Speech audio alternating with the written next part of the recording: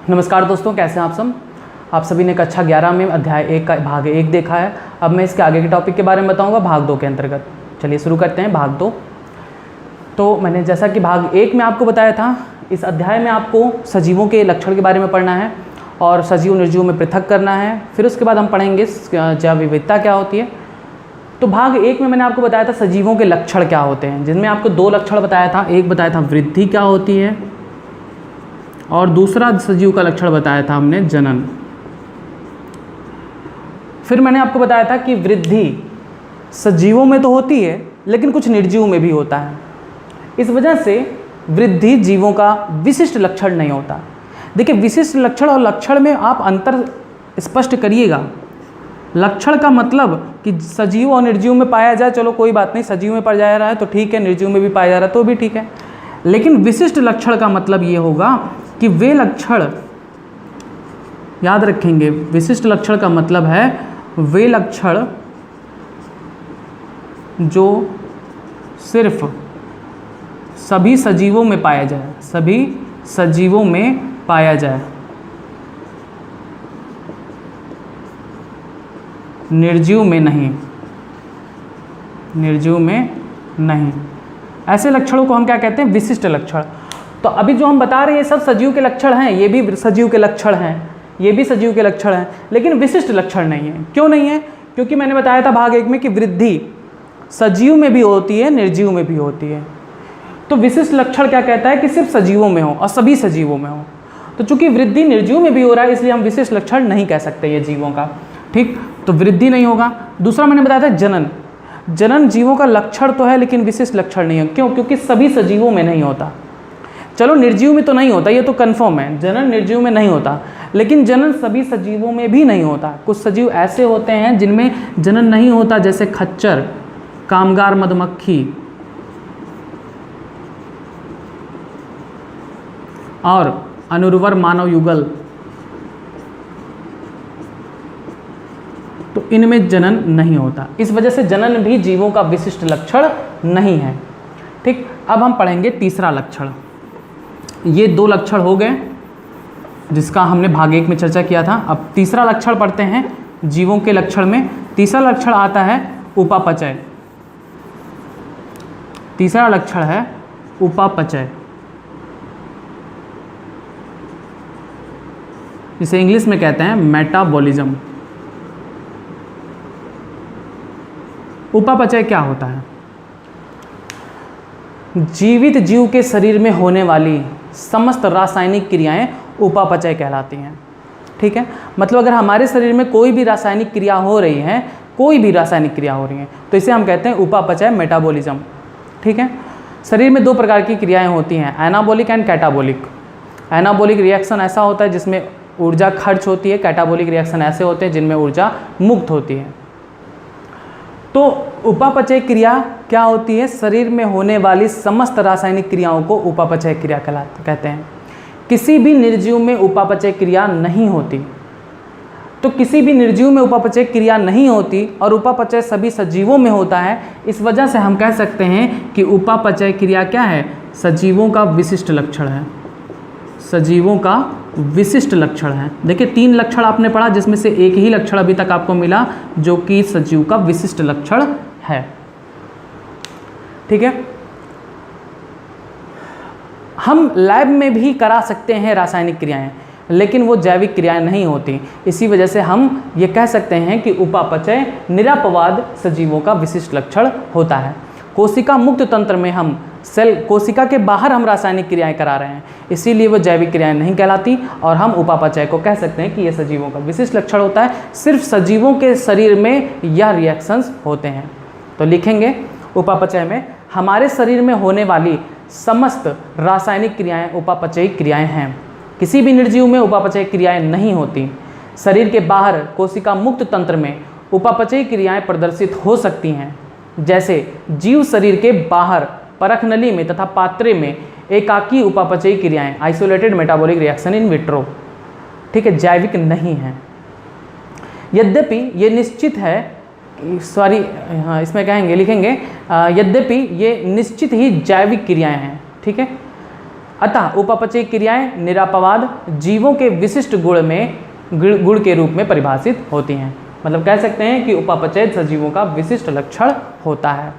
तो ये तीसरा लक्षण था जीवों का, जो कि विशिष्ट लक्षण है। अब हम अगले लक्षण के बारे में देखते हैं।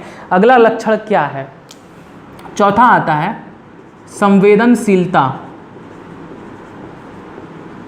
संवेदनशीलता तथा अनुकूलता, जिसे इंग्लिश में कहते हैं सेंसिटिविटी एंड एडॉप्टिबिलिटी।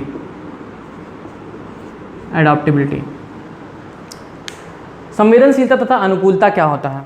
ये भी जीवों का विशिष्ट लक्षण है। कैसे विशिष्ट लक्षण है? पहले तो मतलब क्या होता है इसको हम समझेंगे।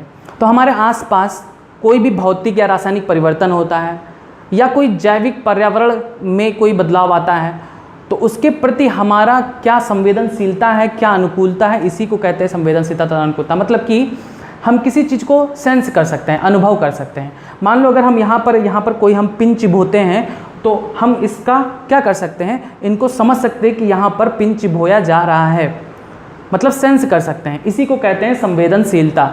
आप छुई मुई के पत्ते को छुओ तो वो छुई मुई का पत्ता क्या होता है, सिकुड़ जाता है। इसी को क्या कहते हैं, संवेदनशीलता। तो संवेदनशीलता सभी प्राणियों में होता है। सभी प्राणियों को पता होता है कि कौन सा भाग उनका छुआ जा रहा है या सेंस होता है। या फिर हम ये नहीं कह सकते सिर्फ छूने को ही, बाहर के वातावरण के अकॉर्डिंग भी उनमें जो चेंजेस आते हैं, इन्हीं को भी कहते हैं संवेदनशीलता। अगला आता है अनुकूलता। अनुकूलता क्या होती है? तो वह वातावरण के प्रति हम क्या करते हैं, अनुकूल हो जाते हैं। जैसे गर्मी का मौसम पड़ रहा है, तो गर्मी का मौसम पड़ रहा है तो हमारे शरीर से क्या निकल रहा है, पसीना निकल रहा है। इसका क्या इंपॉर्टेंस है? पसीना निकलता है तो हमारे शरीर को अडॉप्ट बनाने के लिए, अनुकूल बनाने के लिए, हम कि गर्म तापमान में भी हम रह सकें। पसीना निकलता है हमें हल्का ठंडक एहसास दिलाने के लिए, ठीक है, जिससे हमारे शरीर का टेम्परेचर मेंटेन रहे। तो यह क्या है, अनुकूलता कहलाती है। हम बाह्य वातावरण के प्रति क्या हो जाते हैं, अनुकूल हो जाते हैं। तो संवेदनशीलता तथा अनुकूलता भी क्या है, जीवों का विशिष्ट लक्षण है। अब इनको कितने भी गर्म तापमान पर रख दो, इनमें कोई अनुकूलता नहीं आएगी। ये गर्म में गर्म हो जाएंगे, ठंड में एकदम ठंड हो जाएंगे। तो ये चीज़ें होती हैं। इनको कितना भी मारो पीटो, इनको कोई असर नहीं पड़ता। संवेदनशीलता नाम की कोई चीज़ इनमें नहीं है। तो निर्जीव में संवेदनशीलता तथा अनुकूलता नहीं पाई जाती, सिर्फ सजीवों में संवेदनशीलता तथा अनुकूलता पाई जाती है। इसीलिए यह भी सजीवों का विशिष्ट लक्षण होता है। सजीवों का विशिष्ट लक्षण होता है। तो आपने पढ़ा 4 लक्षण अभी तक, जिनमें से 2 लक्षण आपको क्या मिल गए, विशिष्ट लक्षण। ठीक है, आप इसमें लिखेंगे संवेदनशीलता तथा अनुकूलता में अपने आसपास के भौतिक, रासायनिक तथा जैविक पर्यावरण के उद्दीपनों के प्रति संवेदनशीलता तथा प्रतिक्रियाएं या अनुकूलनशीलता सभी जीवों का विशिष्ट लक्षण है। प्रोकैरियोट्स से लेकर जटिलतम यूकैरियोट्स जंतु एवं पौधे सभी पर्यावरण संकेतों के प्रति संवेदना एवं प्रतिक्रिया प्रदर्शित करते हैं। जैसे पादप एवं जंतु दोनों मौसमी प्रजनकों में जनन दीप्तिकाल से प्रभावित होता है। मतलब क्या है कि मान लो कि वायु वातावरण क्या है, वायु का टेम्परेचर, वातावरण का टेम्परेचर, वातावरण में प्रकाश की मात्रा कितनी आ रही है, यही सब है। तो इनके प्रति हम लोग क्या करते हैं, अनुक्रिया करते हैं। जैसे बहुत सारे जंतु होते हैं, तो वो जंतु प्रजनन काल उनका होता है, मौसमी प्रजनक कहलाते हैं, सीजनल ब्रीडर। ऐसे जंतु क्या करते हैं, अपने अनुकूल मौसम आने पर ही जनन करते हैं, संतान उत्पन्न करते हैं। तो उनमें ये कैसे पता चलता है कि हमारे लिए अनुकूल समय आ गया, तो प्रकाश की मात्रा पर डिपेंड करता है। उन्हें यह पता चलता है कि प्रकाश की मात्रा कितनी पड़ रही है हमारे ऊपर। तो जब उनके अनुकूल प्रकाश की मात्रा अनुकूल पड़ने लगती है, तभी वे जनन करते हैं। तो प्रकाश क्या है, वह वातावरण, और उसके प्रति ये क्या कर रहे हैं, अनुक्रिया कर रहे हैं। ठीक, तो ऐसे जंतुओं में भी होता है और पौधों में भी होता है। अब देखिए, कहते हैं कि गेहूं का पौधा कुछ ही समय में लगता है, साल भर नहीं उगता। क्यों नहीं उगता? क्योंकि वो सीजनल ब्रीडर होते हैं। मौसम या कह सकते हैं वायु वातावरण के प्रति क्या कर रहे हैं, अनुक्रिया करते हैं। जब उनका दीप्ति काल आता है तभी वो ग्रो करते हैं, नहीं तो नहीं ग्रो करते हैं। तो वायु वातावरण के प्रति अनुक्रिया करते हैं। ठीक, उसके बाद लिखेंगे, इसमें आपने लिखा जैसे पादप एवं जंतु दोनों मौसमी प्रजनकों में जनन दीप्ति काल से प्रभावित होती है। संवेदनशीलता तथा अनुकूलता जीवों का विशिष्ट लक्षण है। ठीक है, ये आपने समझ लिया, चौथा वाला लक्षण संवेदनशीलता तथा अनुकूलता। अब हम बढ़ते हैं आगे। अगला लक्षण आता है पांचवा, वो है जीवन चक्र।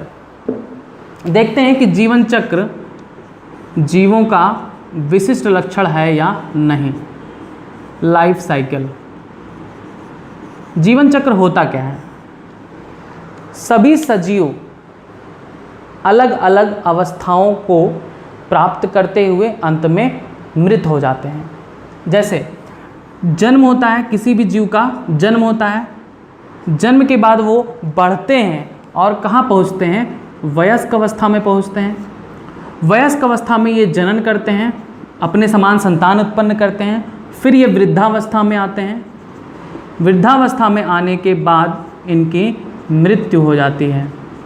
ठीक, यही है जीवन चक्र है, ये क्या कहलाता है? जीवन चक्र। तो प्रत्येक जीव में ये चीज़ें आती हैं, जीवन चक्र इसी को कहते हैं। प्रत्येक जीव में जीवन चक्र होता है, उनका जन्म होता है, बड़े होते हैं, वयस्क होते हैं, जनन करते हैं, अपने समान संतान उत्पन्न करते हैं, वृद्धावस्था आती है और अंत में मृत्यु हो जाती है। ठीक है, तो जीवन चक्र क्या किसी निर्जीव में भी होता है? नहीं, किसी निर्जीव में जीवन चक्र नहीं होता, सिर्फ सजीवों में जीवन चक्र पाया जाता है। इसलिए हम कह सकते हैं जीवन चक्र सजीवों का विशिष्ट लक्षण होता है। आप इसमें लिखेंगे जीवन चक्र में, लाइफ साइकिल में सभी जीव एक निश्चित जीवन चक्र का अनुसरण करते हैं। उनका जन्म होता है, वे विकसित होते हैं, प्रजनन करते हैं, कुछ समय पश्चात वे वृद्धावस्था को प्राप्त करते हैं और अंत में उनकी मृत्यु हो जाती है। अतः जीवों में क्रमबद्ध रूप से विविध क्रियाएं होती हैं जिन्हें सम्मिलित रूप से जीवन चक्र कहते हैं। ये हो गया आपका पांचवा लक्षण जो कि जीवन चक्र था। ये सभी सजीवों का विशिष्ट लक्षण होता है। छठवां लक्षण देखते हैं क्या है। छठवां लक्षण है जीव द्रव्य। इसे इंग्लिश में कहते हैं प्रोटोप्लाज्म। मोस्ट इंपॉर्टेंट जीव द्रव्य। पहले तो हम ये समझेंगे कि जीव द्रव्य होता क्या है। प्रोटोप्लाज्म आपने पढ़ा है कोशिका, नहीं पढ़ा है तो आपको फर्स्ट ईयर में ही पढ़ाया जाएगा। अध्याय 8 कोशिका संरचना व कार्य, उसमें आपको पढ़ाया जाएगा कोशिका के बारे में। तो अगर आपको समझना है कि कोशिका क्या होती है तो मैंने आपके 11th वाले प्लेलिस्ट में आपको मैंने बताया है कि कोशिका या कोशिका विभाजन क्या होता है। बेसिक ऑफ बायोलॉजी नाम से एक वीडियो है, उसको देखेंगे तो उसमें आपको समझ में आएगा। सभी क्लास के स्टूडेंट्स को देखना चाहिए, 11th हो चाहे 12th हो, सभी को बेसिक बायोलॉजी जरूर देखना चाहिए, जो मैंने वीडियो सभी के प्लेलिस्ट में डाला है। तो वीडियो आप जरूर देखिएगा, बेसिक ऑफ बायोलॉजी। जब तक आप वो नहीं देखोगे तब तक आपको पूरा बायोलॉजी नहीं समझ में आएगा। उसमें मैंने बताया है क्या क्या चीज़ें आपके पूरे बायो में आती हैं। जैसे कोशिका हर जगह आएगा। देखिए जीव द्रव्य में आ गया। जीव द्रव्य क्या होता है? जीव द्रव्य कोशिका के अंदर पाए जाने वाले, कोशिका के अंदर पाए जाने वाले, मान लो कोशिका के अंदर क्या है? न्यूक्लियस है, एक केंद्रक होता है, माइटोकॉन्ड्रिया होता है, ठीक है, गाल्जी बॉडी है, अंतःप्रद्रव्य जालिका है, क्लोरोप्लास्ट है,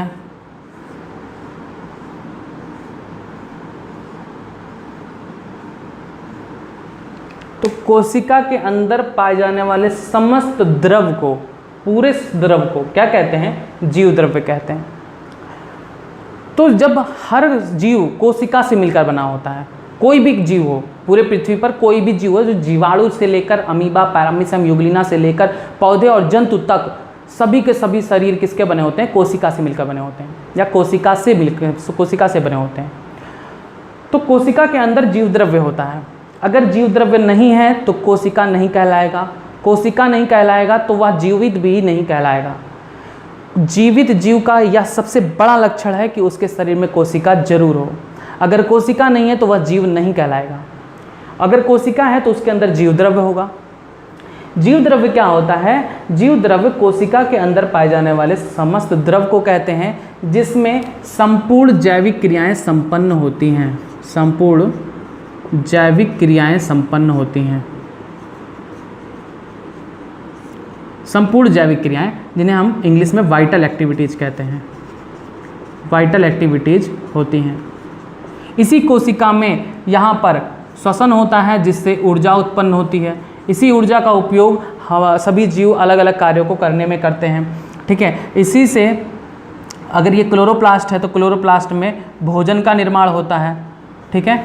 उसके बाद गाल्जी अपरेटस, अंतःप्रदेश जालिका, इन सभी से उत्सर्जन का कार्य होता है, वेस्ट मटेरियल बाहर निकलते हैं। तो मतलब यही सब जो कार्य है, ऊर्जा उत्पादन, उत्सर्जन, भोजन, यही सब क्या कहलाती हैं? जैविक क्रियाएं कहलाती हैं, ठीक है। तो जैविक क्रियाएं कहाँ संपन्न होती हैं? जीव द्रव्य में। तो अगर जीव द्रव्य है तो वह जीवित कहलाएगा, नहीं है तो नहीं कहलाएगा। तो जीव द्रव्य क्या होता है? जीवों का विशिष्ट लक्षण होता है। इसमें आप लिखेंगे जीवधारियों में वास्तविक जीवित पदार्थ जीव द्रव्य होता है। जीव द्रव्य में सभी जैविक क्रियाएं होती हैं। जैविक क्रिया क्या होता है? तो जीव द्रव्य में होने वाले रासायनिक तथा भौतिक परिवर्तनों और जीव द्रव्य व वातावरण के बीच आदान प्रदान की क्रिया ही जैविक क्रिया कहलाती है। जैविक क्रिया क्या कहलाती है? जीव द्रव्य में होने वाले समस्त रासायनिक और भौतिक क्रियाएं और जीव द्रव्य और वातावरण के बीच आदान प्रदान क्या कहलाता है? जैविक क्रिया कहलाता है। आगे लिखेंगे, बस जीव द्रव्य के बारे में इतना ही।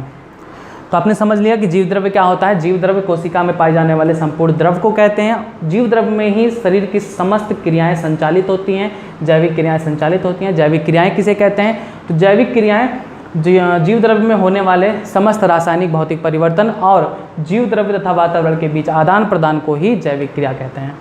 तो छठवां ये हो गया लक्षण। अब आते हैं सातवें लक्षण पर। छठवां लक्षण भी क्या था? जीवों का विशिष्ट लक्षण था।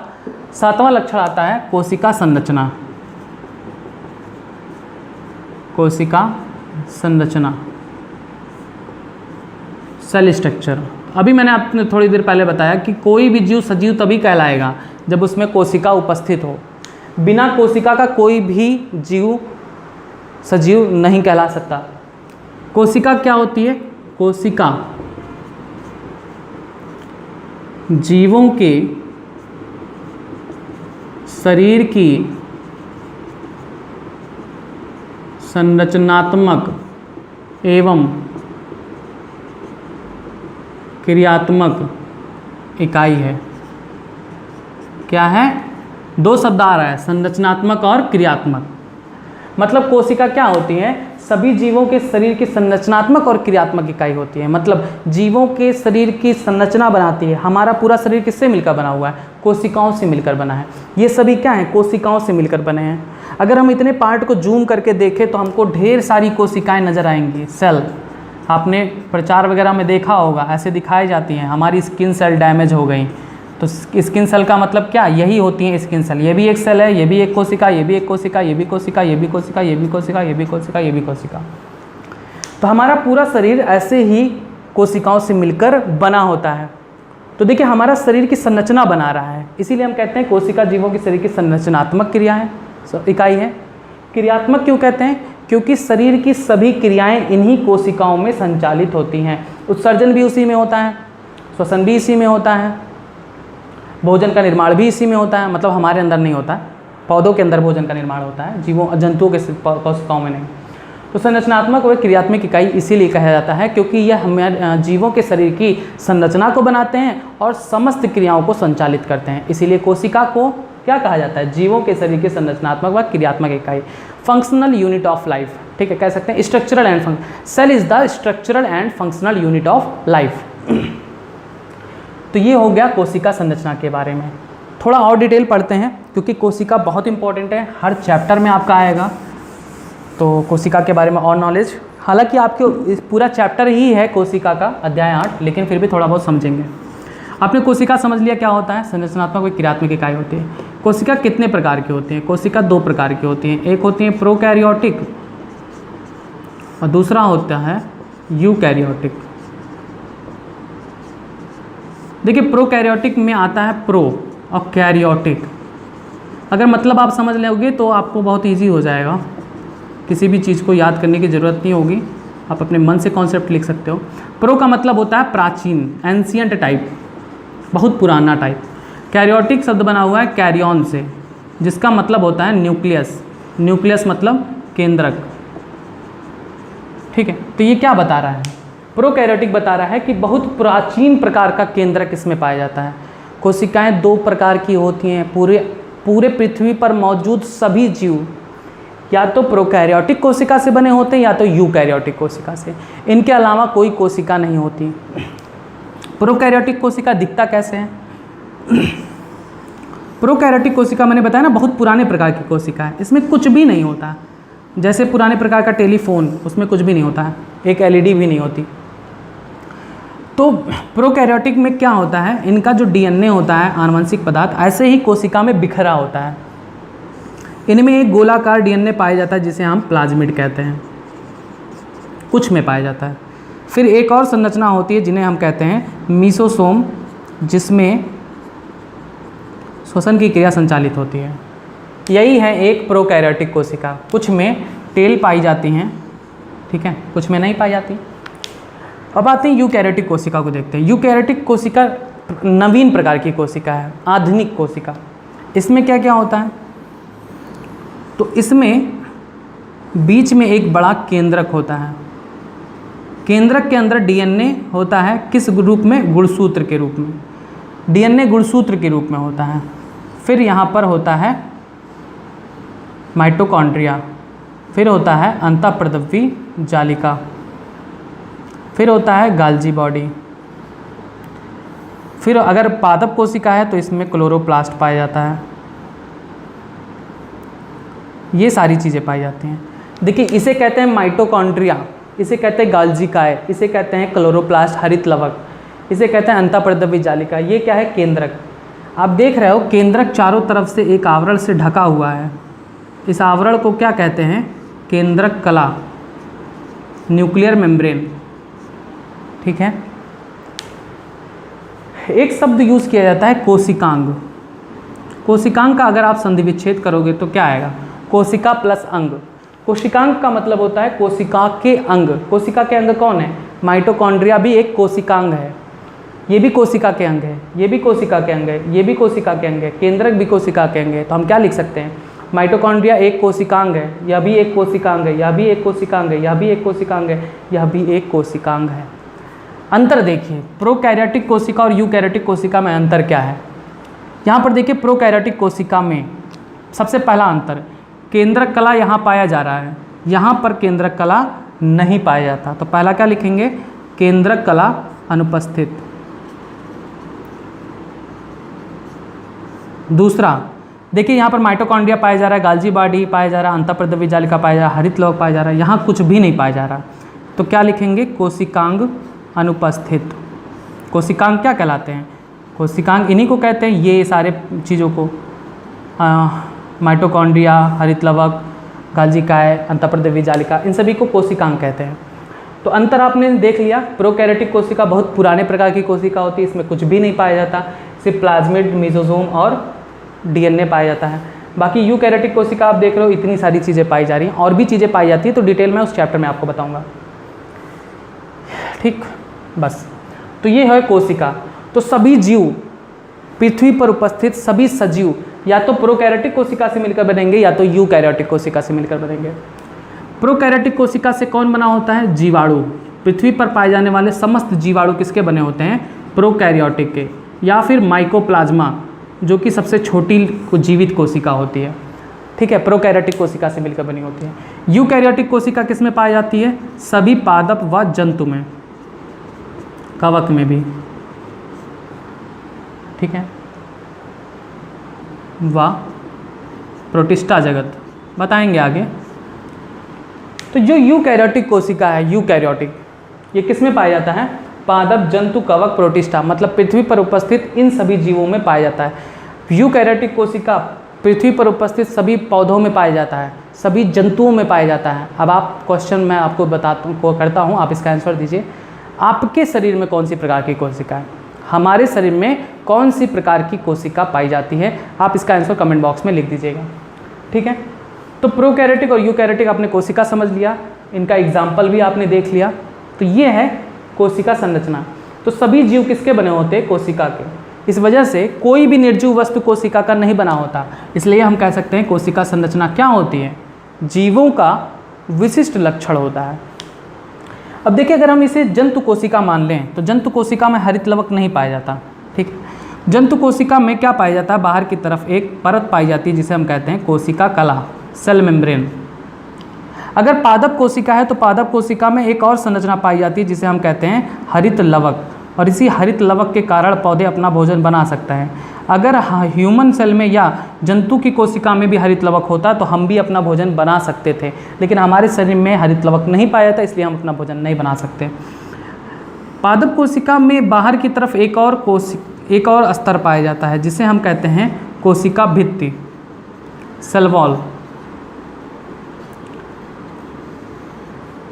ठीक है, तो आप इसमें लिखेंगे कोशिका संरचना में, कोशिका जीवधारियों की संरचनात्मक इकाई है, चाहे जीव एक कोशिकीय हो या बहुकोशिकीय। अब ये क्या होते हैं, एक कोशिकीय जीव, बहुकोशिकीय जीव। एक कोशिकीय जीव ऐसे जीव होते हैं जिनका पूरा जीवन चक्र एक ही कोशिका में संपन्न हो जाता है, एक ही कोशिका में। एक कोशिका को हम नग्न आंखों से नहीं देख सकते, इसको देखने के लिए हमें माइक्रोस्कोप की ज़रूरत पड़ती है। तो एक कोशिकीय जीव को क्या होते हैं, जैसे अमीबा, पैरामीशियम, यूग्लिना, ये सभी क्या होते हैं, एक कोशिकीय जीव होते हैं। आप किसी जमे हुए गड्ढे में, गड्ढा है कोई, कुछ दिन तक उसमें पानी भरा हुआ है, उस पानी को निकाल के लेके आओ, माइक्रोस्कोप में ऑब्जर्व करो तो आपको उसमें अमीबा, पैरामीशियम, यूग्लिना ये सब दिखाई दे सकते हैं। ठीक है, तो आपको इसको देखने के लिए माइक्रोस्कोप यूज़ करना पड़ेगा। ये सभी एक कोशिका होते हैं, सिर्फ एक कोशिका। जैसे एक अमीबा है तो एक कोशिका बना होता है, एक कोशिका का अमीबा बना होता है। तो ऐसे जीव जो एक कोशिकीय होते हैं उन्हें हम एक कोशिकीय जीव कहते हैं। बहुकोशिकीय क्या होते हैं, बहुकोशिकीय जीव ऐसे जीव जिनका शरीर किससे बना हो, एक से अधिक कोशिका से बना हो। जैसे देखिए हमारा शरीर किससे बना है, एक से अधिक कोशिका। यहाँ पर असंख्य कोशिकाएं हैं, मिलियंस ऑफ सेल हैं, अरबों सेल्स यहाँ पर हैं, अरबों कोशिकाएं हैं। तो हम क्या कहलाएंगे, बहुकोशिकीय जीव कहलाएंगे, क्योंकि हमारा शरीर एक से अधिक कोशिका से मिलकर बना है। तो बहुकोशिकीय जीव में कौन आते हैं, पादप और जंतु, कवक भी आते हैं। जिनका शरीर एक से अधिक कोशिकाओं से मिलकर बना होता है उन्हें हम बहुकोशिकीय जीव कहते हैं। जिनका शरीर सिर्फ एक कोशिका से मिलकर बना होता है उन्हें हम एक कोशिकीय जीव कहते हैं। तो इसमें लिखेंगे चाहे जीव एक कोशिकीय हो या बहुकोशिकीय, सभी का निर्माण कोशिका या कोशिकाओं से हुआ है। पौधों और जंतुओं की सभी कोशिकाओं के जीव द्रव्य, पौधों और जंतुओं के सभी कोशिकाओं के जो जीव द्रव्य होते हैं वो कोशिका कला से घिरा होता है, कोशिका कला से घिरा होता है। पौधों में कोशिका कला के अतिरिक्त एक और स्तर होता है जिसे हम कोशिका भित्ति कहते हैं। बस ये हो गया 7 लक्षण, जीवों का 7 लक्षण। अब हम 8वें लक्षण को देखते हैं कि 8वां लक्षण जीव का क्या है।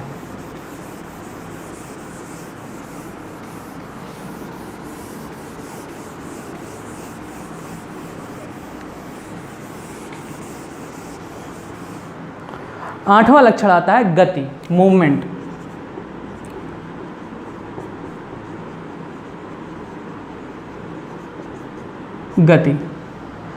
गति का मतलब एक स्थान से दूसरे स्थान पर जाना, या तो किसी स्थान पर रह के ही उसमें मूवमेंट होता रहे। ठीक है, जैसे सूरजमुखी का फूल जो होता है, सूरजमुखी का पुष्प, वो सूर्य की तरफ आकर्षित होता है, तो सूर्य जिधर मूव करेगा सूर्यमुखी का फ्लावर भी उधर ही मूव करता रहता है। तो इसे भी गति कहते हैं, मूवमेंट। तो गति सिर्फ सजीवों में पाया जाता है, निर्जीवों में गति नहीं होती। इसमें लिखेंगे गति जीवधारियों का मुख्य लक्षण है। एक कोशिका के अंदर जीवद्रव्य का भ्रमण, मतलब इस कोशिका है तो कोशिका के अंदर जो जीवद्रव्य है इसमें भी मूवमेंट होता रहता है, ये भी एक जगह से दूसरी जगह मूव करते रहते हैं। ठीक है, तो ये भी एक गति है जो जीवों के जीवद्रव्य में होती है। तो लिखेंगे गति जीवधारियों का मुख्य लक्षण है। एक कोशिका के अंदर जीवद्रव्य भ्रमण अथवा संपूर्ण पौधे का, जैसे क्लेमाइडोमोनास एक जगह से दूसरी जगह मूव करता है, जैसे क्लेमाइडोमोनास, अथवा पौधे के एक स्वतंत्र भाग जैसे युग्मक तथा चल बीजाणु। पौधे के भाग है जीवाणु, या जीवाणु नहीं बीजाणु होगा यहाँ पर, युग्मक, हाँ युग्मक होगा, युग्मक या चल बीजाणु। युग्मक क्या होते हैं, जैसे मान लो परागकण है, परागकण के अंदर युग्मक होता है, पौधे पर उत्पन्न होता है परागकण और हवा से उड़कर एक स्थान से दूसरे स्थान पर जाता है, तो ये भी एक गति है। लिखेंगे पौधे के एक स्वतंत्र भाग जैसे युग्मक या चल बीजाणु का एक स्थान से दूसरे स्थान को जाना गमन कहलाता है। अब जंतु किस लिए एक जगह से दूसरी जगह जाते हैं, या तो भोजन की प्राप्ति के लिए या फिर अनुकूल वातावरण के लिए। तो लिखेंगे जंतु भोजन तथा अथवा अनुकूल वातावरण की खोज में एक स्थान से दूसरे स्थान को गमन करते हैं। ठीक है, ये हो गया 8वां लक्षण। 9वां लक्षण आता है श्वसन। 9वां है श्वसन, रेस्पायरेशन। श्वसन क्या होता है? प्रत्येक प्राणी, प्रत्येक सजीव हर समय श्वसन करता है, चाहे वो पौधा हो चाहे जंतु हो, श्वसन करता रहता है। श्वसन में क्या करता है? वायुमंडल से ऑक्सीजन लेता है और ऑक्सीजन का यूज़ करता है। अब मैं आपसे पूछता हूँ कि हम सांस क्यों लेते हैं? तो इसका सिंपल सा आंसर है ऑक्सीजन के लिए। फिर हम पूछेंगे कि ऑक्सीजन क्यों लेते हैं? आप कहोगे जीने के लिए। सही है, लेकिन अब आप एक साइंस की स्टूडेंट हो तो आपको समझना होगा कि हम ऑक्सीजन क्यों लेते हैं। हम वायुमंडल से जो सांस लेते हैं, वायु जो हम अंदर लेते हैं, उनमें से सिर्फ ऑक्सीजन को ही क्यों लेते हैं, बाकी गैसों को हम वापस भेज देते हैं। तो ऑक्सीजन का क्या इंपॉर्टेंस है? हम जो भी कुछ खाना खाते हैं, हम ऊर्जा के लिए खाते हैं, हमारे शरीर में ऊर्जा उत्पन्न हो इसलिए हम भोजन करते हैं। तो भोजन का पाचन होता है, डाइजेशन के बाद लास्ट जो कंपाउंड बनता है वो होता है कार्बोहाइड्रेट, ग्लूकोज। ठीक है, ग्लूकोज। और आपको पता है कि ग्लूकोज से ही हमें ऊर्जा प्राप्त होती है। कैसे? इस ग्लूकोज का ऑक्सीडेशन होता है, इस ग्लूकोज का ऑक्सीडेशन होता है ऑक्सीजन की प्रेजेंस में। और क्या बनता है? CO2 बनता है, H2O बनता है और फिर 673 किलो कैलोरी एनर्जी रिलीज होती है। याद रखेंगे, ग्लूकोज जो हमें भोजन से मिला है उसके ऑक्सीकरण के लिए हमें ऑक्सीजन की ज़रूरत होती है। अगर हम ऑक्सीजन ना लें, अगर हम सांस बंद कर लें तो हमारे शरीर में ऊर्जा ही नहीं उत्पन्न होगी, और ऊर्जा नहीं उत्पन्न होगी तो हमारा हार्ट नहीं काम करेगा, हमारे फेफड़े नहीं काम करेंगे। हृदय, फेफड़े, किडनी, इन सभी को वर्क करने के लिए ऊर्जा की लगातार आवश्यकता होती है। और ये ऊर्जा कहाँ से मिलती है? ग्लूकोज के ऑक्सीकरण से। इसीलिए हम जल्दी जल्दी सांस लेते हैं। आप देखो कि हम जब हम जल्दी तेज़ी से दौड़ते हैं तो दौड़ने पर हमारी सांस बहुत तेज़ी से चलने लगती है। क्यों? क्योंकि दौड़ने के लिए हमें अधिक ऊर्जा चाहिए। अधिक ऊर्जा बनाने के लिए हमें अधिक ऑक्सीजन भी चाहिए, क्योंकि ऑक्सीजन के प्रेजेंस में ही ग्लूकोज का ऑक्सीडेशन होगा और कार्बन डाइऑक्साइड H2O बनेगा, जिससे हमें ऊर्जा मिलती है, ऊर्जा उत्पन्न होती है और उस ऊर्जा का हम उपयोग करते हैं। फिर क्वेश्चन आता है कि हम दौड़ते दौड़ते थक क्यों जाते हैं? क्यों ऐसा होता है? क्योंकि दौड़ते हैं तो दौड़ने पर हमें ऊर्जा बहुत अधिक मात्रा में चाहिए होती है और उस ऊर्जा के उत्पादन के लिए हमें उतनी ऑक्सीजन नहीं मिल पाती है। इस कंडीशन में हमारे शरीर में ग्लूकोज का अवायवीय विखंडन होने लगता है, बिना ऑक्सीजन के ही विखंडन होने लगता है। तब वहाँ पर CO2 नहीं बनता है, क्या बन जाता है? लैक्टिक अम्ल बन जाता है। तो लैक्टिक अम्ल बन जाता है क्यों? क्योंकि ग्लूकोज का विखंडन बिना ऑक्सीजन के होता है और इससे बहुत कम मात्रा में ऊर्जा उत्पन्न होती है, मात्र 28 किलो कैलोरी। लेकिन चूंकि हमें एनर्जी चाहिए इसलिए हमारे शरीर में एनारोबिक रिस्पायरेशन होने लगता है और क्या बनने लगता है? Lactic acid. लैक्टिक एसिड के हमारे मसल्स में, हमारे मांसपेशियों में जमाव के कारण हमें थकान महसूस होती है। ठीक है, समझ में आया? तो सांस लेने का इंपॉर्टेंस आपको समझ में आया? अगर आप सांस नहीं लोगे तो आपको ऊर्जा नहीं मिलेगी, आपको ऊर्जा नहीं मिलेगी तो आपकी मृत्यु हो सकती है, क्योंकि बहुत से अंदर के ऑर्गन्स हैं, अंग हैं जो लगातार चलते रहते हैं, इन्हें चलने के लिए ऊर्जा की आवश्यकता होती है। तो ऊर्जा का उत्पादन किसकी प्रेजेंस में होता है? ऑक्सीजन के प्रेजेंस में होता है, इसीलिए हम ऑक्सीजन को लेते हैं। तो एक ग्लूकोज मॉलिक्यूल से कितना एनर्जी रिलीज होता है? 673 किलो कैलोरी। इसका सिर्फ हम 40% यूज कर सकते हैं, ATP के फॉर्म में संचित कर सकते हैं और 60% ऊर्जा ऊष्मा के रूप में बाहर निकल जाती है। समझ में आया? हम इसका सिर्फ 40% यूज़ कर सकते हैं किसी भी काम में करने में। अगर हम यहाँ पर ये मूव करा रहे हैं तो यहाँ पर हम ग्लूकोज को बर्न कर रहे हैं और हमें इतनी एनर्जी रिलीज़ हो रही है। अगर हम अपने हाथों को ठंडी में रब करते हैं या गर्मी में भी रब करो तो रब करने में हम ऊर्जा उपयोग कर रहे हैं, जिसमें से इस ऊर्जा का हम 40% यूज़ कर रहे हैं इसको ऐसे से मूव कराने में, और 60% ऊर्जा रिलीज होता है ऊष्मा के रूप में। आप ऐसे रगड़िए, आपके हथेली पर 60% ऊष्मा रिलीज़ हो रही है, आपका हाथ गर्म हो जाता है। यही वजह है। हाथ गर्म क्यों हो जाता है? क्योंकि 60% ऊर्जा ऊष्मा के रूप में बाहर निकल रही है। ठीक, समझ में आया? तो ये रीज़न होता है। अब आप सोचिए कि हमारे शरीर का टेम्परेचर 37 डिग्री सेल्सियस मेंटेन क्यों रहता है?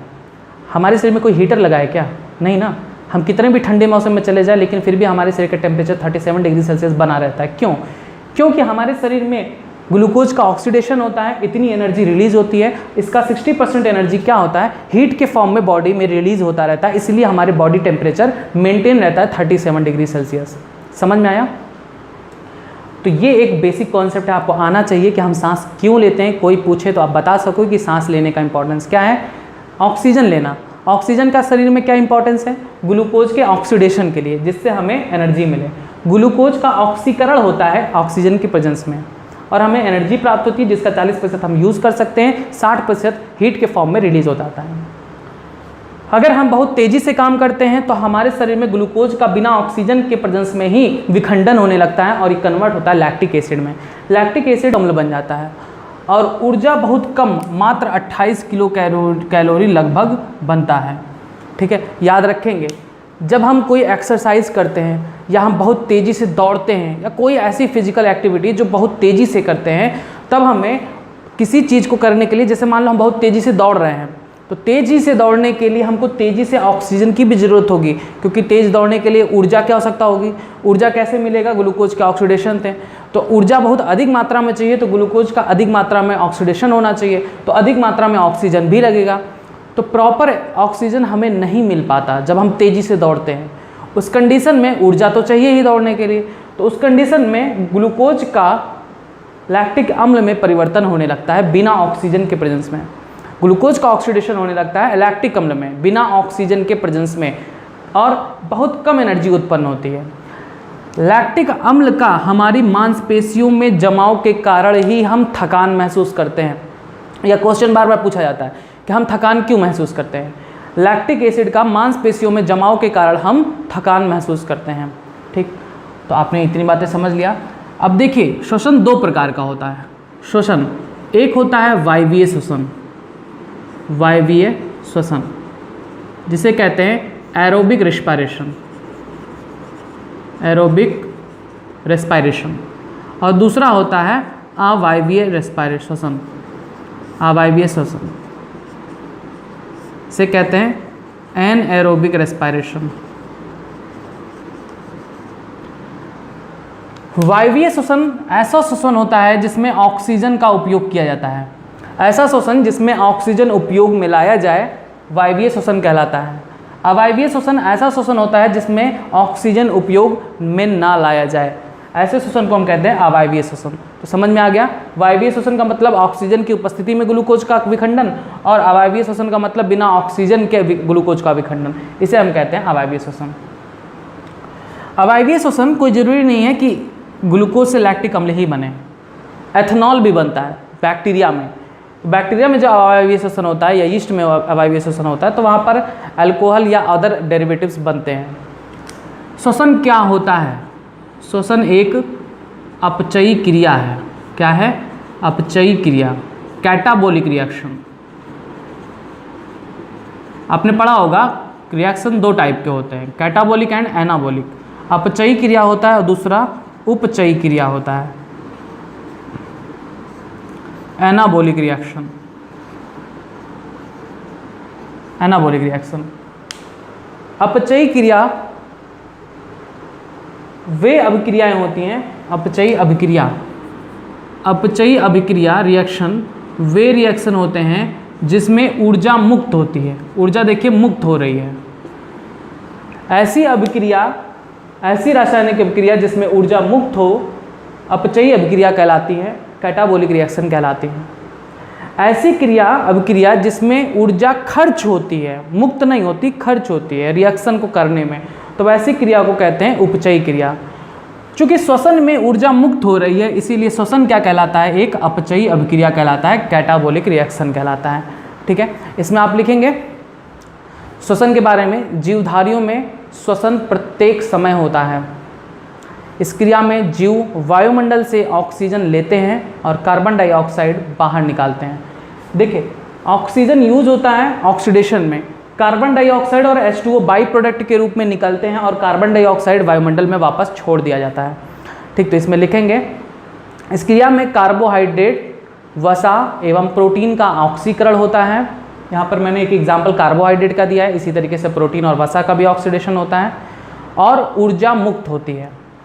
इस मुक्त ऊर्जा से ही जीवधारियों की समस्त जैविक क्रियाएं संचालित होती हैं। श्वसन क्रिया एक अपचयी क्रिया है जो जीव का विशिष्ट लक्षण है। श्वसन एक अपचयी क्रिया है जो सभी सजीवों का क्या है, एक विशिष्ट लक्षण है, क्योंकि ये सिर्फ सजीव में होता है, निर्जीव में नहीं होता। ठीक, तो ये हो गया आपका 9वां लक्षण। अब आते हैं अगले लक्षण के बारे में, देखते हैं क्या वो लक्षण जीवों का विशिष्ट लक्षण है या नहीं। जितना भी ये टॉपिक बता रहा हूँ ये सारे बहुत इंपॉर्टेंट है, एकदम अच्छे से इसको याद करते चलेंगे। 10वां लक्षण आता है 9 लक्षण के बाद, पोषण, न्यूट्रिशन।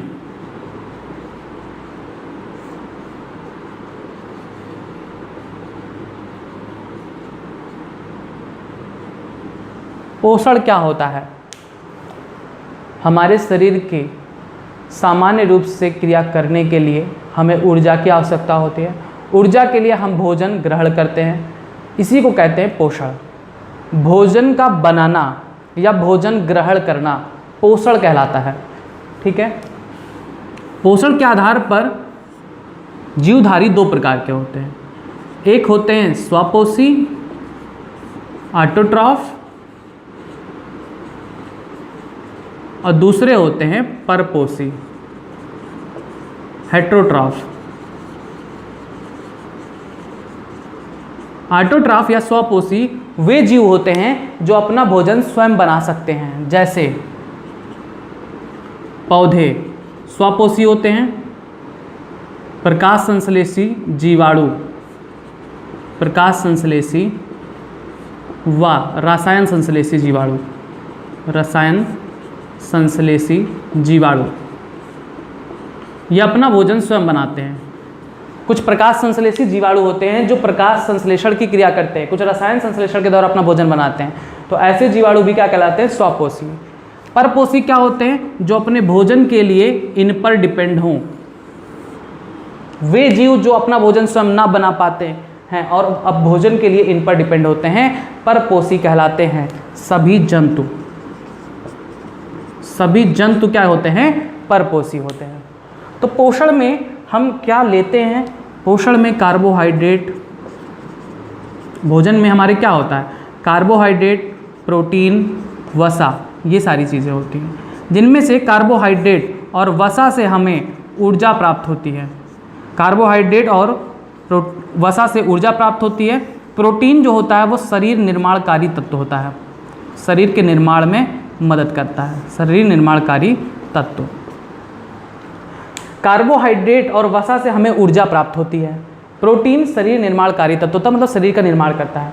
कार्बोहाइड्रेट से ज़्यादा ऊर्जा हमें मिलती है वसा से। वसा मतलब वनस्पति घी, देसी घी, ये सारे जो होते हैं वसा होते हैं। कार्बोहाइड्रेट जैसे चीनी, आलू में प्रेजेंट स्टार्च, ये सभी कार्बोहाइड्रेट होते हैं, तो इनसे भी ऊर्जा प्राप्त होती है, लेकिन इनसे ज़्यादा, कार्बोहाइड्रेट से ज़्यादा ऊर्जा प्राप्त होती है वसा से। ये हमारे भोजन के 3 मुख्य कंपोनेंट होते हैं। तो पोषण सभी जीवों के लिए आवश्यक है। कुछ अपना भोजन स्वयं बना लेते हैं, कुछ भोजन के लिए दूसरे पर डिपेंड होते हैं। भोजन की आवश्यकता क्या है, शरीर की वृद्धि के लिए, शरीर में संचालित क्रियाओं को करने के लिए और हमारे जीव द्रव्य को बनाने में। तो लिखेंगे पोषण में जीव द्रव्य के निर्माण के लिए और जीवधारियों की वृद्धि एवं विकास के लिए भोजन की आवश्यकता होती है। भोजन का निर्माण अथवा लेना ही पोषण कहलाता है। पौधे पृथ्वी से जल, खनिज पदार्थ तथा वायुमंडल से CO2 लेकर पर्णहरिम की सहायता से विभिन्न प्रकार के कार्बोहाइड्रेट, वसा एवं प्रोटीन बनाते हैं। तो इसका डिटेल मैं आगे बताऊंगा कि पौधे कैसे अपना भोजन बनाते हैं प्रकाश संश्लेषण के द्वारा। तो ये हो गया पोषण। तो पोषण भी क्या होता है, जीवों का विशिष्ट लक्षण होता है, क्योंकि कोई भी निर्जीव अपने भोजन ना तो बना पाता है और ना तो भोजन के लिए किसी पर डिपेंड होता है। तो ये सजीवों का विशिष्ट लक्षण होता है। अगला लक्षण आता है उत्सर्जन। उत्सर्जन, एक्सक्रीशन। उत्सर्जन का मतलब क्या होता है, शरीर में बनने वाले अपशिष्ट पदार्थों का शरीर से बाहर निकालना। शरीर में बनने वाले अपशिष्ट पदार्थों को शरीर से बाहर निकालना, शरीर से बाहर निकालना क्या कहलाता है? उत्सर्जन कहलाता है। जैसे हमारे शरीर में अपशिष्ट पदार्थ क्या बना, हमने ग्लूकोज लिया था, ग्लूकोज को ऑक्सीजन के प्रेजेंस में ऑक्सीडेशन किया, बना क्या? CO2 और H2O और 673 किलो कैलोरी एनर्जी। ठीक है, अब देखिए यहाँ पर जो CO2 बाई प्रोडक्ट में बना है उत्पाद के रूप में, तो इस CO2 का हमारे शरीर में कोई उपयोग नहीं है। CO2 का कोई उपयोग हमारे शरीर में नहीं है, तो इसको क्या करना चाहिए? इसको हमें शरीर से बाहर निकालना है, क्योंकि अगर ज़्यादा देर रहेगा और इकट्ठा होगा तो हमारे शरीर को नुकसान पहुंचाएगा। इसलिए CO2 को हम बाहर लगातार निकालते हैं सांस के द्वारा। ठीक है, सांस हम लेते हैं तो ऑक्सीजन लेते हैं और छोड़ते हैं तो कार्बन डाइऑक्साइड छोड़ते हैं। कार्बन डाइऑक्साइड बाई प्रोडक्ट के रूप में शरीर में बनता है। तो ये अपशिष्ट पदार्थ हैं जो शरीर से बाहर निकालना होता है। इसी तरीके से भोजन के डाइजेशन होने पर जो अपशिष्ट पदार्थ है वो फीकल मैटर के थ्रू निकलता है। यूरिन से भी उत्सर्जन होता है। तो ये जब जो भी पदार्थ जो हमारे शरीर के लिए उपयोगी नहीं है उनको शरीर से बाहर निकालना ही उत्सर्जन कहलाता है। और उत्सर्जन भी सिर्फ और सिर्फ सजीवों में होता है, निर्जीव में नहीं होता। तो नोट करेंगे, सभी जीवधारियों में विविध उपापचयी क्रियाओं के फलस्वरूप जल और CO2 ही नहीं वरन अन्य प्रकार के अनावश्यक व हानिकारक पदार्थ भी बनते हैं। इन पदार्थों को जीवधारी निरंतर अपने शरीर से निष्कासित करते रहते हैं, जिसे उत्सर्जन कहते हैं। तो ये आपने आज 11 लक्षणों को पढ़ लिया। बस इतने ही लक्षण आपके लिए इम्पॉर्टेंट है जीवों का लक्षण आपको जानने के लिए। यही लक्षण जीव और निर्जीव को पृथक कर देता है। आपको इनमें से उन लक्षणों को ढूंढना है जो विशिष्ट लक्षण हैं, जो सामान्य लक्षण है बने। आज का टॉपिक बस इतना ही, भाग 2 में मैं इतना ही बताऊंगा। सारे लक्षण खत्म हो गए। भाग 3 में इसके आगे के टॉपिक्स के बारे में बताऊंगा, जो कि है जीवधारियों का अध्ययन करने के लिए कौन कौन सी सामग्री उपलब्ध है और जैव विविधता किसे कहते हैं, वो नेक्स्ट टॉपिक में मैं आपको बताऊंगा, नेक्स्ट पार्ट में। तो ये टॉपिक खत्म हो गया। तो अब इससे रिलेटेड मैं आपसे क्वेश्चन पूछता हूँ। क्वेश्चन पहला ये है कि कौन कौन से लक्षण जीवों के विशिष्ट लक्षण होते हैं। ठीक है, दूसरा, हम ऑक्सीजन क्यों लेते हैं। ठीक, तीसरा, श्वसन कितने प्रकार का होता है। ठीक है, चौथा, ग्लूकोज के एक मॉलिक्यूल के ऑक्सीडेशन से कितना एनर्जी रिलीज होता है वायवीय श्वसन के फलस्वरूप। ठीक है, पांचवा आखिरी क्वेश्चन कि हमारी मांसपेशियां थक क्यों जाती हैं। 5 क्वेश्चन के आंसर जल्द से जल्द आप कमेंट बॉक्स में जरूर दीजिएगा। ये क्वेश्चंस ऐसे हैं जो सिलेक्टेड हैं, जिनके चांसेस हैं क्वेश्चंस आने के एग्जाम्स में। तो आप अभी से आंसर दिए रहेंगे तो आपकी प्रैक्टिस रहेगी। लास्ट बात मैं बताना चाहता हूँ क्लास 12th वाले छात्रों के लिए, क्लास 12th के छात्रों के लिए नोट्स तैयार हो चुके हैं। आपको लेने के लिए आप मेरे व्हाट्सएप नंबर 83549100 पर कॉन्टैक्ट जरूर करें। ठीक है, 11th क्लास के PDF के लिए भी बहुत रिक्वायरमेंट आ रही है। तो अभी मैं थोड़ा बिजी हूँ, इस वजह से मैं 11th क्लास के नोट्स नहीं बना पा रहा हूँ, इसीलिए मैं डायरेक्ट आपको वीडियो में लिखवाता रहा हूँ। आप लिखते रहिए, नोट्स बनाते रहिए। जो मैं यहाँ पे लिखवाऊँगा वही मैं नोट्स में भी दूंगा। तो अभी तो मैं 11th क्लास के नोट्स नहीं प्रोवाइड करा पा रहा हूँ, लेकिन ये है कि मैं सितंबर या अक्टूबर या नवंबर तक मैं आपको 11th के क्लास नोट्स प्रोवाइड करा दूँगा। ठीक है, जुड़े रहिए, तब तक पढ़ते रहिए। धन्यवाद।